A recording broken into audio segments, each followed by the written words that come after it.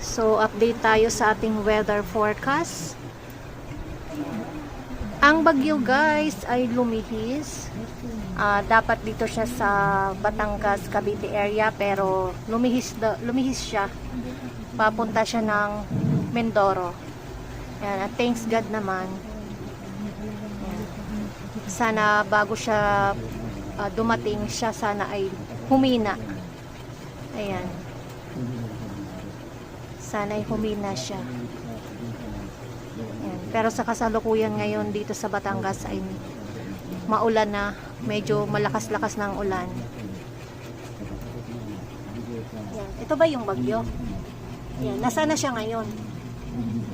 Sana siya ngayon na po? Banton, Romblon. Nasa Romblon. Nasa Romblon siya. Ayan. At ang Lipa City ay, nasaan ang Lipa City?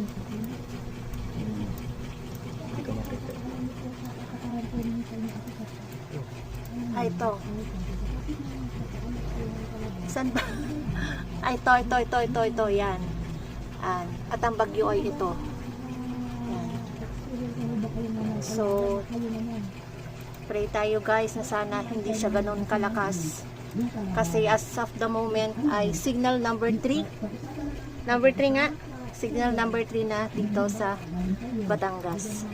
So, pray tayo guys na sana humina siya at malusaw.